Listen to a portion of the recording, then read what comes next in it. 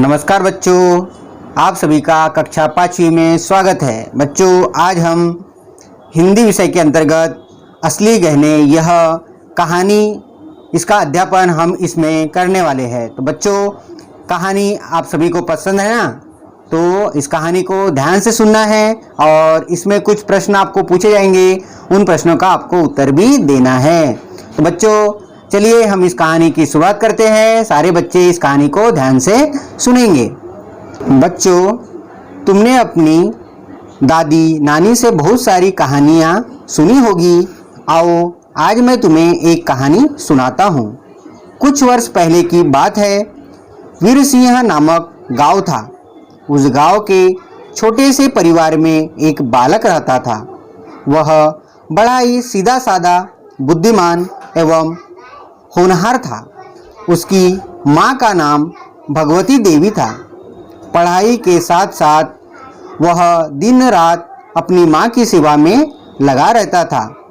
माँ भी उसे बहुत प्यार करती थी, जैसे कि आपकी माँ करती है, वैसे ही उसकी माँ भी उसे बहुत प्यार करती थी।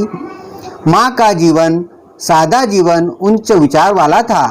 उन्हें तड़क भड़क पसंद नहीं थी। उनका रहन सहन बहुत ही साधारण था। एक रोज गांव में बारात आई। गांव की अधिकांश औरतें आभूषणों से सुसज्जित होकर बारात देखने गई, मगर उनकी माँ के पास एक भी गहना नहीं था। यही बात उसने एक उत्सव में भी देखी थी।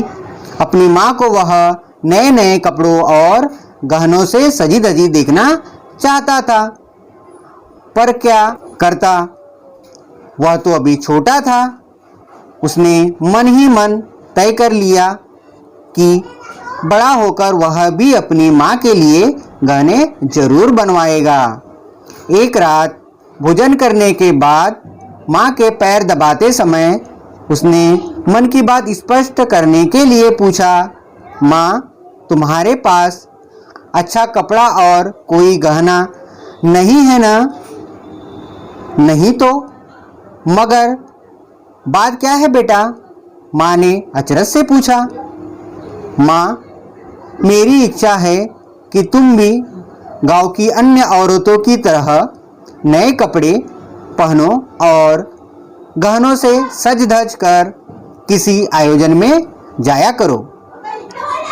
फिर बालक ने पुलकित होकर कहा, माँ, बड़ा होने पर मैं तुम्हारे लिए अच्छे अच्छे कपड़े लाऊंगा, तुम्हारे लिए गहने भी बनवाऊंगा। अच्छा, तो यह बात है। बेटे के प्यार में माँ का गला भर आया था। फिर मुस्कुराते हुए उन्होंने कहा, बेटे, परिश्रम से खूब पढ़ाई करो, बड़े बनो, तुम ही मेरे सबसे अच्छे गहने हो। आदमी गहनों और कपड़ों से नहीं बल्कि अपने व्यवहार और कर्म से बड़ा बनता है। बालक ने कहा, पर माँ, मेरी बड़ी इच्छा है कि मैं तुम्हारे लिए गहने बनवाऊँ।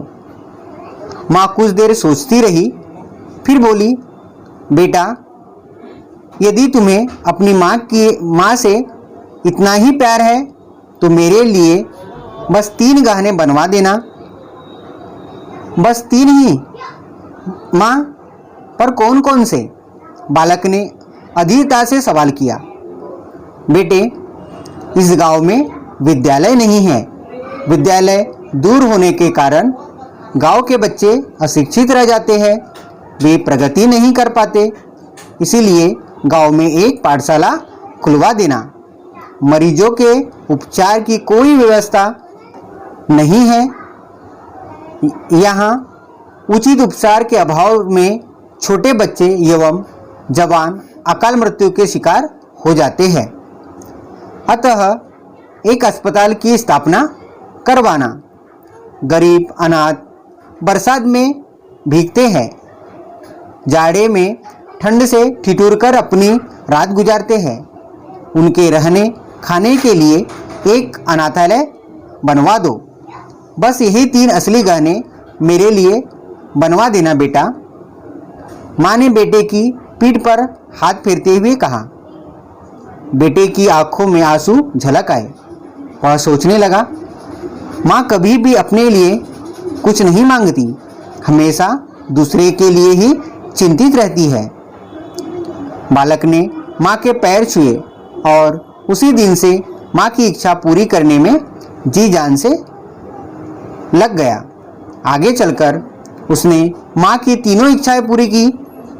केवल इतना ही नहीं, उसने देश और समाज की भलाई के अनेक काम किए। जानते हो यह बालक कौन था?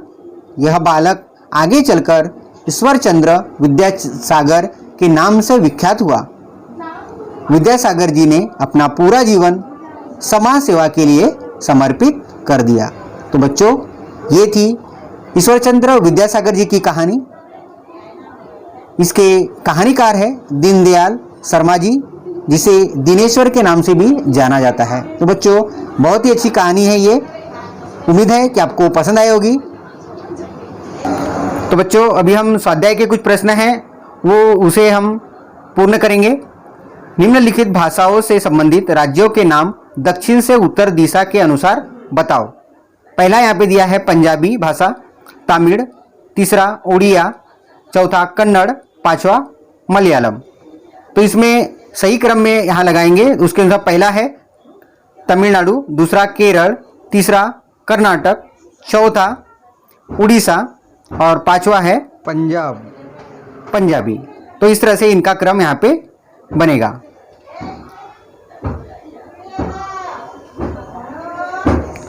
एक वाक्य में उत्तर लिखो। बालक कहाँ रहता था? उत्तर है बालक वीरसिंह नामक गांव में रहता था।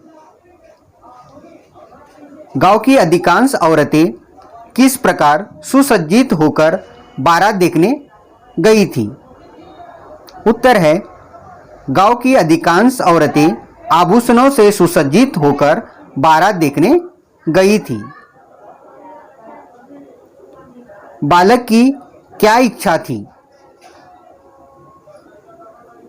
उत्तर है बालक की इच्छा थी कि उसकी मां भी अन्य औरतों की तरह नए कपड़े गहने पहनकर सज धज कर आयोजन में जाए।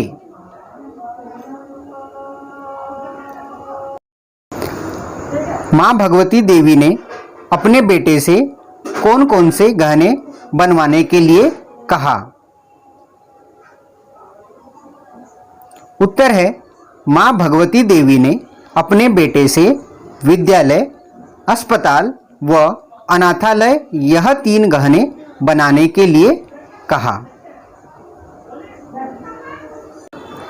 वह बालक किस नाम से प्रसिद्ध हुआ? उत्तर है बालक ईश्वरचंद्र विद्यासागर नाम से प्रसिद्ध हुआ।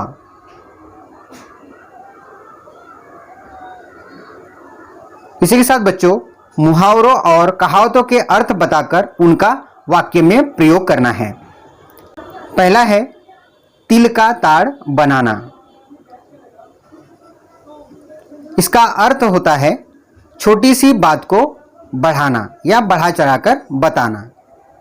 वाक्य प्रयोग, पेंसिल टूटने पर मोहन ने तिल का ताड़ बना दिया। दूसरा, ठहाका लगाना। अर्थ है जोर जोर से हंसना। वाक्य प्रयोग, जोकर की करतब देख बच्चे ठहाका लगाने लगे।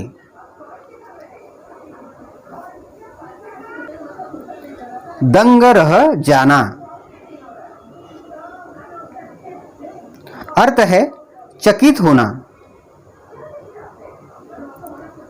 वाक्य प्रयोग, हमेशा चुपचाप रहने वाला नरेश जब मां से बदतमीजी से बात करने लगा तो सभी लोग दंग रह गए।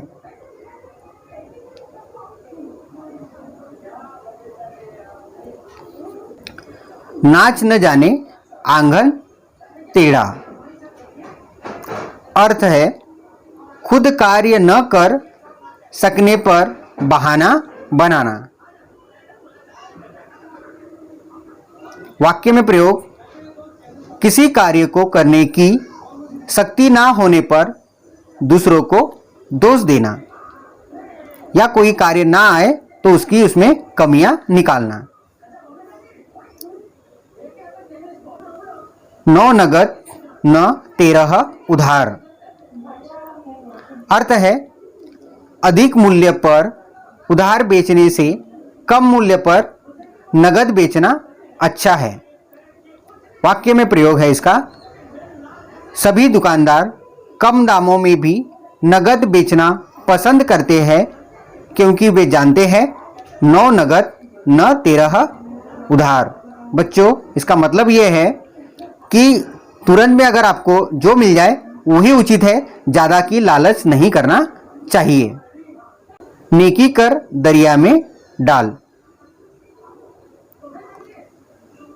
इसका अर्थ है लोगों की साफ और भले मन से मदद करना, पर इसके बदले में किसी भी प्रकार की अपेक्षा न करना।